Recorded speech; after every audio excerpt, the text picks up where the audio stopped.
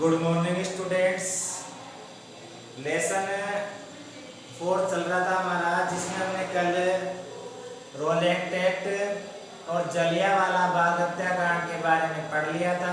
आज हम उसी को आगे बढ़ाएंगे। देखिए, जो हमारे देश के जो कानून बने हैं, बहुत सारे लोगों का मानना यह है, बहुत सारे लोगों का मानना यह है कि जो कानून है वो अंग्रेजों के द्वारा बनाए गए हैं। अंग्रेजों के द्वारा ये जो कानूनों का निर्माण हुआ है वो अंग्रेजों के द्वारा हुआ है। किसके द्वारा? अंग्रेजों के द्वारा कानूनों का निर्माण हुआ है। लेकिन जो इतिहासकार है वो इतिहासकार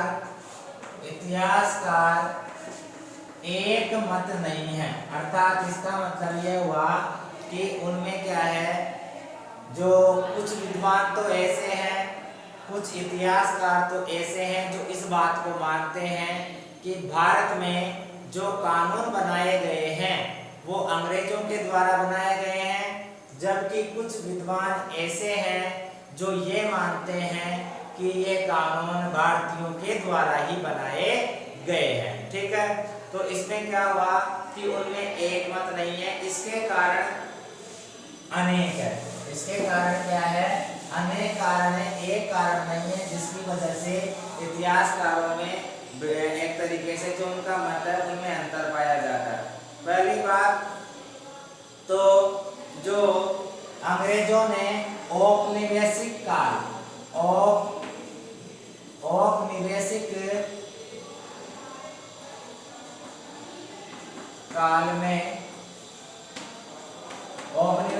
का मतलब है अंग्रेज हमारे भारत में आए, उन्होंने भारत को गुलाम बनाया, भारत को अपना उपनिवेश बनाया और उसके बाद में यहाँ पर व्यापार किया और भारत का आर्थिक शोषण किया। ये औपनिवेशिक काल है। इसमें जो कानून थे वो मनमाने तरीके से लागू किए जाते थे, मनमाने तरीके से कानून बनाए जाते थे और लोगों को इन कानूनों को मानने के लिए बाध्य कर दिया जाता था। इन कानूनों को मानने के लिए बाध्य कर दिया जाता था। बात करते हैं कि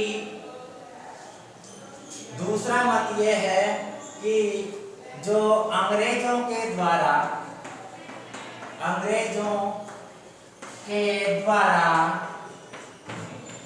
जो कानून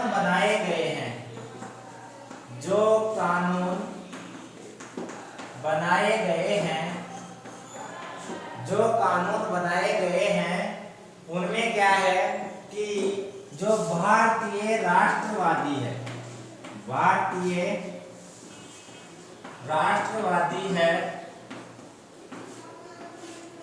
उनकी भूमिका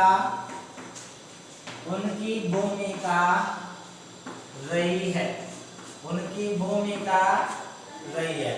अर्थात जो कानून अंग्रेजों के द्वारा बनाए गए थे उन कानूनों को बनाने में भारतीय लोगों ने, जो भारतीय एक तरीके से कहें कि जो भारत को आजाद कराना चाहते थे, उन लोगों की भूमिका इनमें रही है। अर्थात कुछ लोग ऐसे थे जिन्होंने अंग्रेजों का साथ दिया और उनके माध्यम से फिर ये कानून बनाए गए। ठीक है, इसके बाद में बात करते हैं हम आगे। तो जैसे 1870 के दशक में एक कानून बनाया गया, राजद्रोह एक्ट।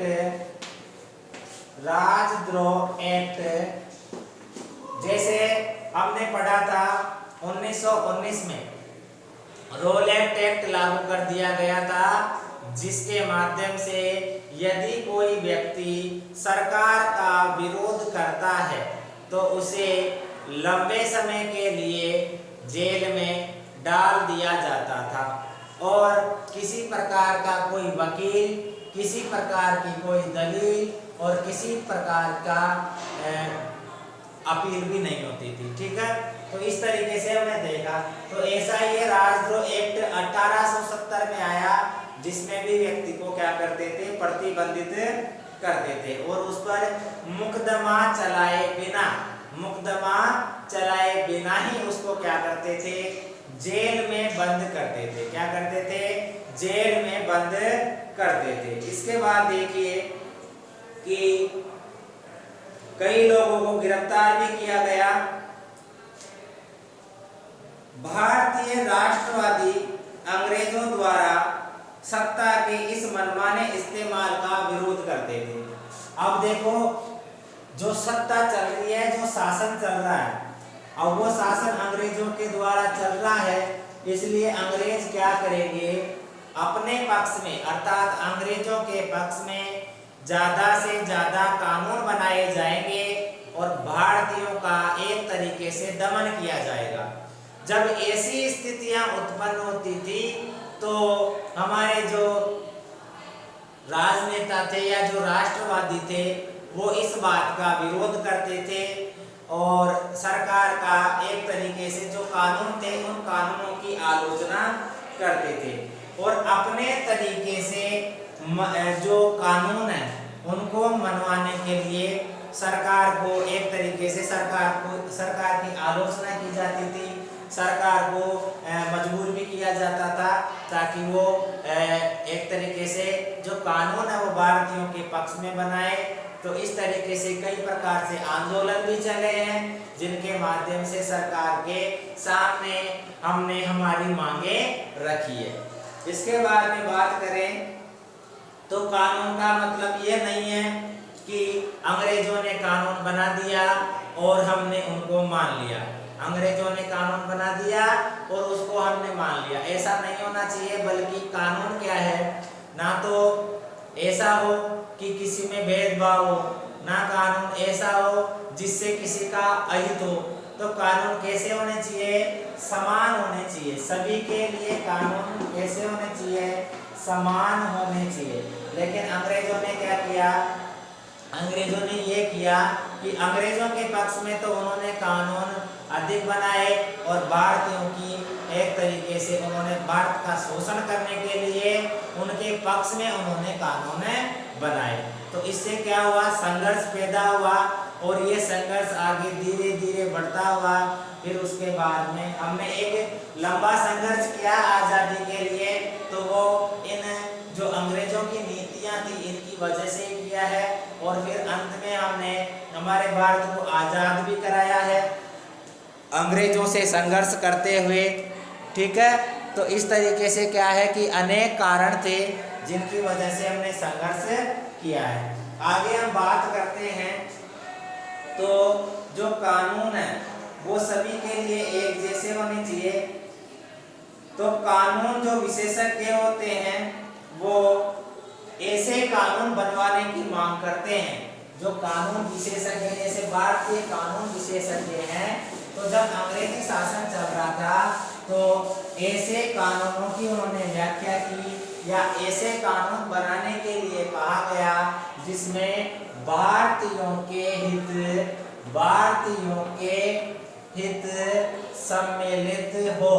भारतीयों के हित क्या हो, सम्मिलित हो, अर्थात भारतीयों के लिए कानून बनाए जाए। भारतीयों के लिए क्या बनाए जाए, कानून बनाए जाए। और जो शासन है उस शासन को कानून के शासन के द्वारा आगे बढ़ाया जाए। अर्थात जो शासन चल रहा है उस शासन को कैसा शासन बनाए, कानून का शासन। कानून का शासन, इसका मतलब ये है कि कानून के सामने सभी व्यक्ति समान हैं, कोई छोटा कोई बड़ा नहीं है।